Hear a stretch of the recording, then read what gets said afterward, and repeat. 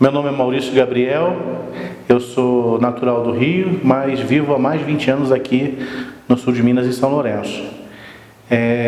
Falar um pouco sobre a questão do caminho, da peregrinação, da própria Inhaxica é assim, para mim, falar de um misto de coisas, né?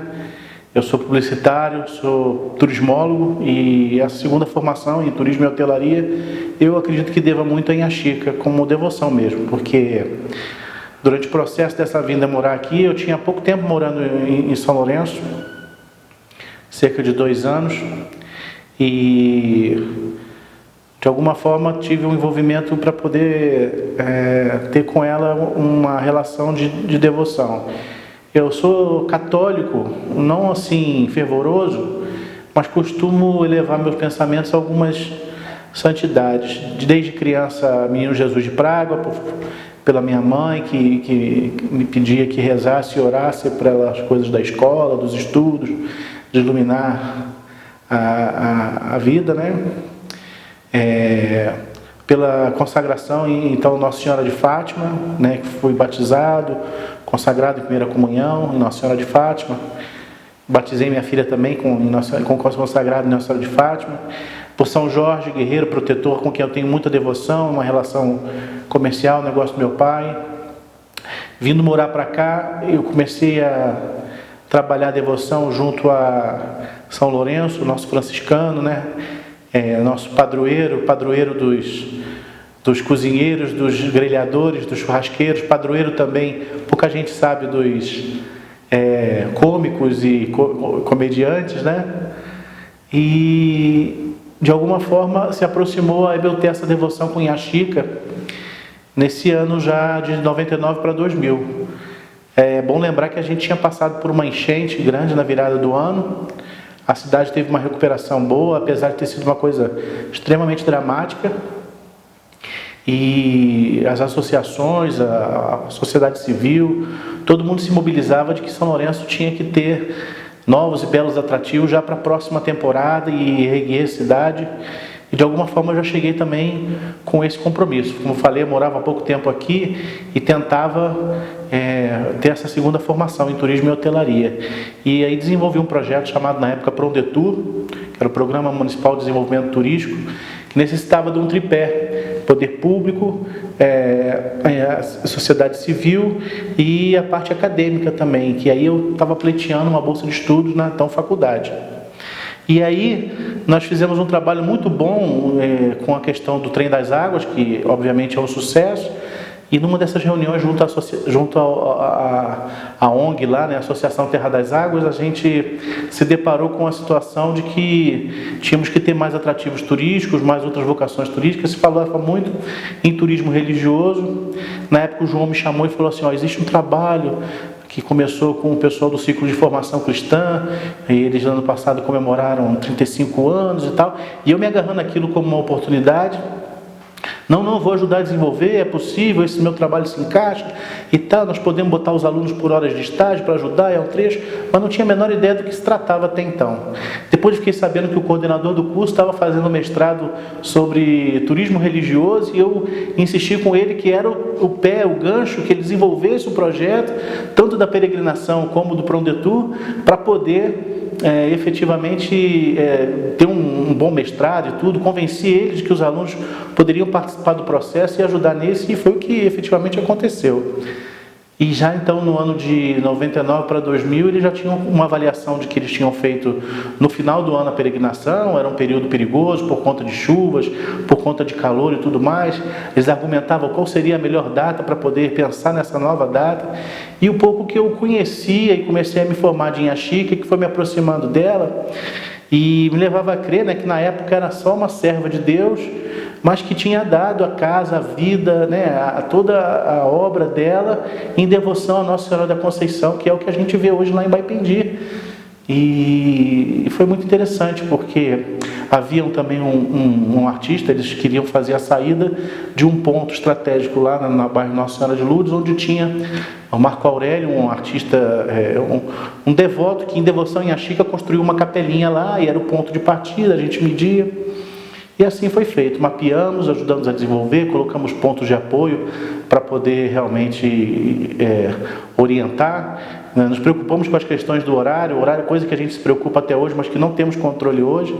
E assim descrevemos a peregrinação como se um projeto, né, de turismo religioso, um projeto onde as pessoas poderiam fazer ele durante todos os anos, o ano inteiro, mas mais especificamente que tivesse uma vez ao ano uma grande peregrinação, que é essa que veio a ser no dia 1º de maio. Cheguei na reunião e eles falaram: olha, a data é 1º de maio. E aí eu falei: é claro, tem tudo a ver 1º de maio. Eu estava conhecendo ali quantas e quantas obras, devoções, né, penitências, pedidos em função de trabalho em Axica recebe. Emprego, serviços, prosperidade. E não foi diferente comigo em relação à questão de querer estar realizando aquele trabalho e de que 1º de maio seria uma data, né, o dia do trabalho, o dia do trabalhador, realmente gloriosa para poder coroar isso. Então ali sacramentamos, sendo um feriado, no final de semana ganhava um público, né, no meio de semana ganhava outro, e a gente achava que ia ter fluxos turísticos diferentes, né, e iam oscilar entre quantidades, tá?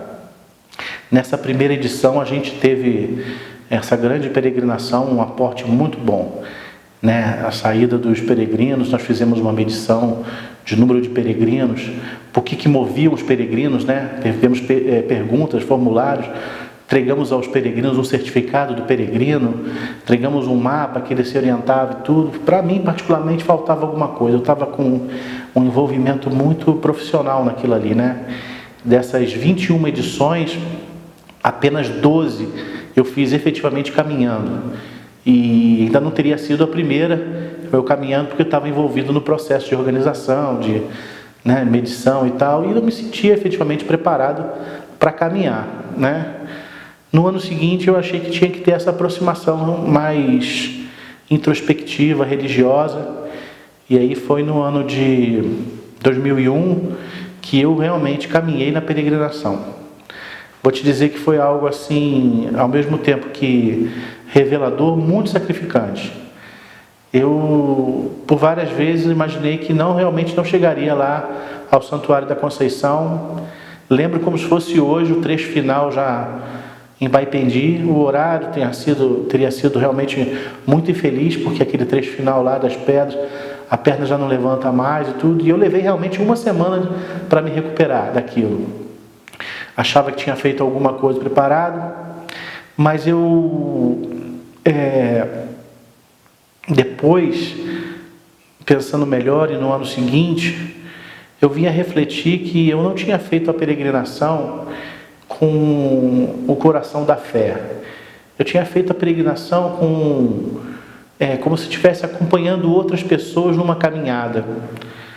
Até pensei que, de uma forma desrespeitosa, né, estava sendo castigado porque não era aquilo. Alguma coisa me dizia que eu tinha que fazer a peregrinação de uma forma diferente. E aí partiu para mim, durante um ano, um desafio de me preparar, não só fisicamente, mas de como me comportar em relação à peregrinação. E o que me dizia isso eram outras pessoas que eu via. As senhorinhas, sabe? As pessoas vindo humildes, às vezes com idade avançada, conversando e tudo, mas com fé, chegando tranquilo, né? E o que dava aquele preparo para elas não era um preparo físico, era um preparo de devoção, era um preparo de emoção, de religião, né? De força. E aí eu comecei a fazer e fiz durante anos seguidos, sem sentir as dores físicas da peregrinação, porque para mim começou a funcionar da seguinte forma.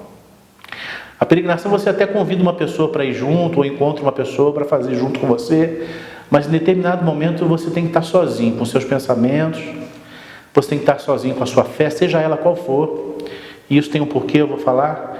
E você tem que acompanhar, ser acompanhado, alcançar algumas pessoas, ser alcançado. Para mim, essa peregrinação passou a funcionar assim, uma relação com as pessoas, sabe? Então, os trechos onde eu me encontro sozinho na peregrinação, eu aproveito para elevar meus pensamentos, olhar a estrada, que ela reflete o que é caminho, pensar nas coisas, no momento que a gente está passando, na vida que a gente está levando, e agradecer.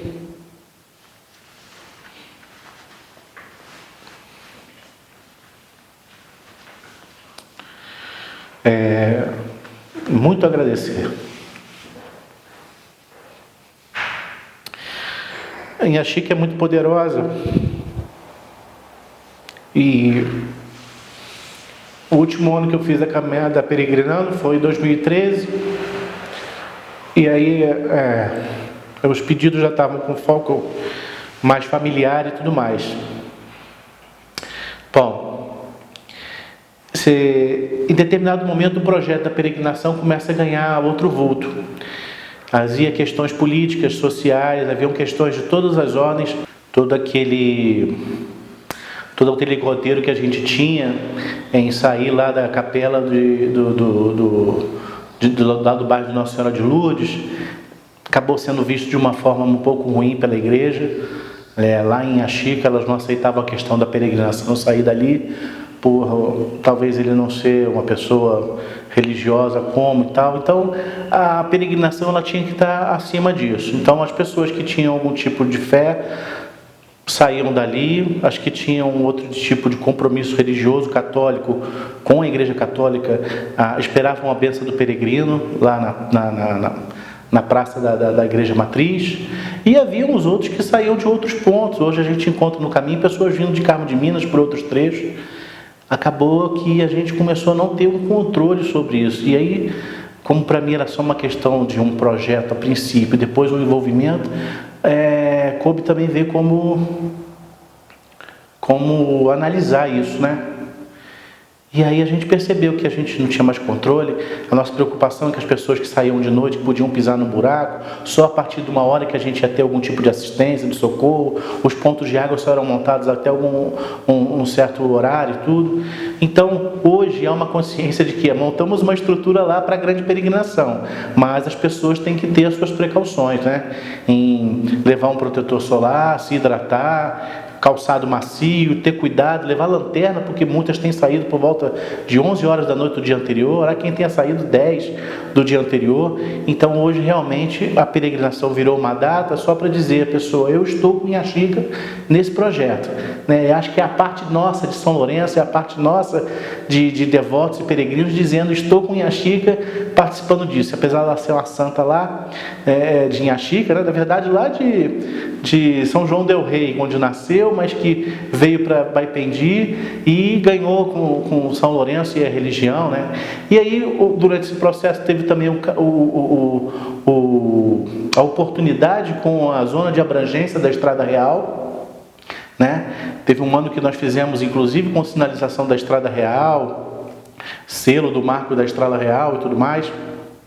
E esses caminhos acabam sendo zona de abrangência. Então, um primeiro papel que eu tive, uma responsabilidade, eu considerei cumprido com aquele processo de ter tornado ele um atrativo, né, turístico religioso. Nós tivemos uma grande repercussão aí por conta da mídia, né? Como já devem ter falado aí, o caminho entrou na Ugria da Embratur do Roteiros da Fé Católica. Tivemos cobertura do JB Ecológico por conta do trecho. Tivemos várias coberturas de grandes jornais de repercussão nacional sobre um novo caminho que se encontrava de peregrinação e tudo. E hoje ele está catalogado não só nessa questão de devoção, mas está catalogado nos nossos corações. Ele é um patrimônio, né, da cidade. Eu fico muito feliz com isso que veio alcançar, como um patrimônio imaterial da cidade de São Lourenço. A população, o povo de São Lourenço, que é a maioria, né, que realmente faz o trajeto, abraçou isso. A integração entre as cidades, que foi uma coisa que aconteceu também de forma gradual durante o processo. Precisávamos de Soledade passando máquina, precisávamos de Caxambu com o trecho para poder não ter muito lixo, muito descarte, e todo mundo foi se envolvendo.